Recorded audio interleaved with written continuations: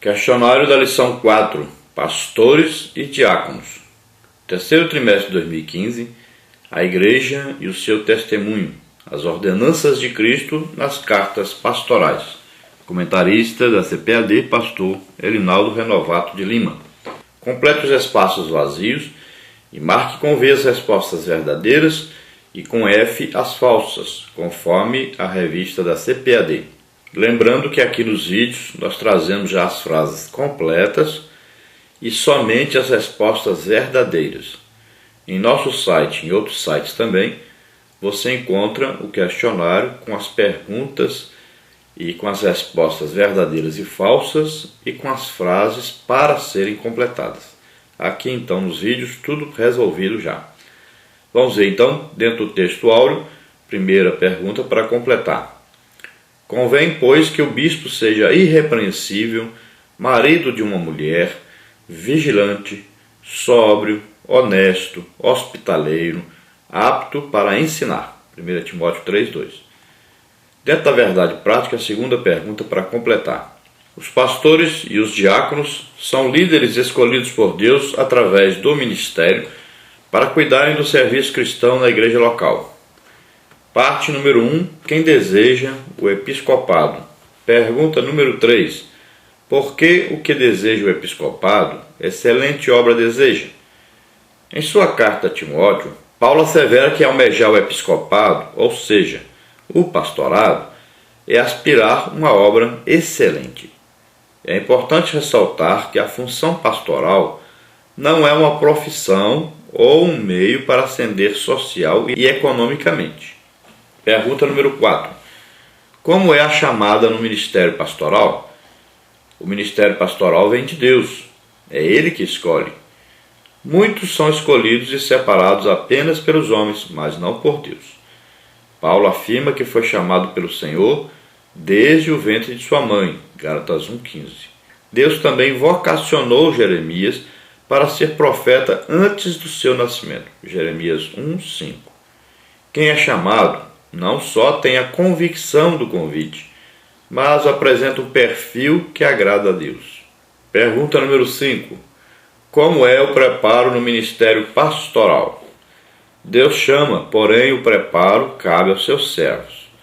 O pastor precisa ter conhecimento bíblico, que deve saber, teológico e habilidades ministeriais, o que deve ser capaz de fazer. Seu preparo não termina quando conclui um seminário teológico, mas se dá durante toda a sua jornada.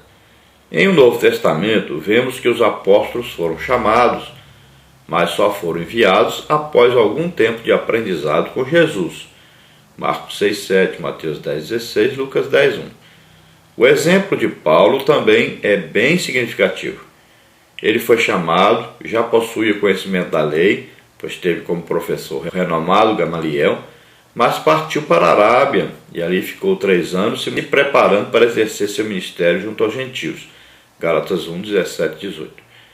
Paulo foi enviado pelo Espírito Santo. Atos 13 e 4. Agora dentro da parte 2, qualificações e atribuições dos pastores e diáconos. Pergunta número 6. Quais as atribuições daqueles que almejam o pastorado? Complete. Necessitam conhecer as atribuições e qualificações que tal atividade exige. Na hora da escolha de um candidato ao santo ministério da palavra, o líder e a igreja, de um modo geral, precisam ver no aspirante algumas características. Pergunta número 7. Quais as qualificações espirituais e ministeriais daqueles que almejam o pastorado? Paulo apresenta uma lista de 15 qualificações. A primeira, como não poderia deixar de ser, é ter uma vida irrepreensível, ou seja, santa. Viver em santidade não é fácil, mas é possível, pois o Espírito que no crente habita quer operar a santificação. O pastor é o exemplo para o rebanho, por isso precisa ter uma vida libada. O pastor também precisa ter conhecimento bíblico, sendo apto a ensinar. Ter bom testemunho diante da igreja e dos descrentes, não ser neófito, ou seja, inexperiente. Pergunta número 8. Quais as qualificações familiares daqueles que almejam o pastorado? Então, ser casado e ter uma vida conjugal saudável. O pastor deve amar sua esposa, como Cristo amou a igreja e a si mesmo se entregou por ela. Precisa governar bem toda a sua família, seus filhos precisam ser crentes e darem bom testemunho. Se o pastor não cuida de sua família, que é seu primeiro rebanho, como cuidará do rebanho do Senhor? Pergunta número 9. Quais as qualificações morais daqueles que almejam o pastorado? Ser honesto, sincero, verdadeiro. Hospitaleiro ou acolhedor, sabendo tratar bem as pessoas. Não dado ao vinho, não usuário de bebidas alcoólicas. Não espancador, ou seja, não violento, agressivo. Não cobiçoso, nem ganancioso. Ser sóbrio, simples, moderado. Não contencioso, não avarento. Agora, dentro da parte 3, o diaconato. Pergunta número 10. O que é ser diácono? A palavra diácono significa aquele que serve. Assim como o pastor, eles são chamados para servir a igreja do Senhor. Os diáconos tiveram e têm um papel muito importante no crescimento da igreja. Infelizmente, hoje, em algumas igrejas, o ofício de diácono parece ter perdido sua importância. Em geral, são chamados para essa função os novos crentes. Todavia, esse não é o padrão do Novo Testamento. Pergunta número 11. Como é o chamado para servir? Complete. Assim como os pastores, aqueles que almejam o diaconato precisam ter o desejo de servir a Deus e aos seus irmãos. Hoje, muitos querem ser servidos, mas poucos seguem o exemplo de Jesus e querem servir.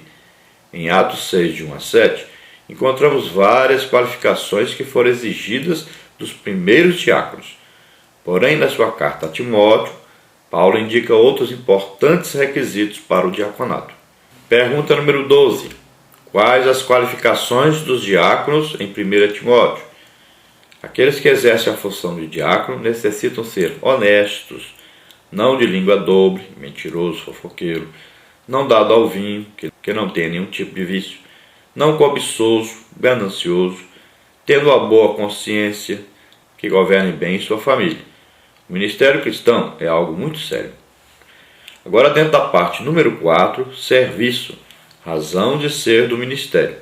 Pergunta número 13. Qual o exemplo do mestre quanto ao diaconato?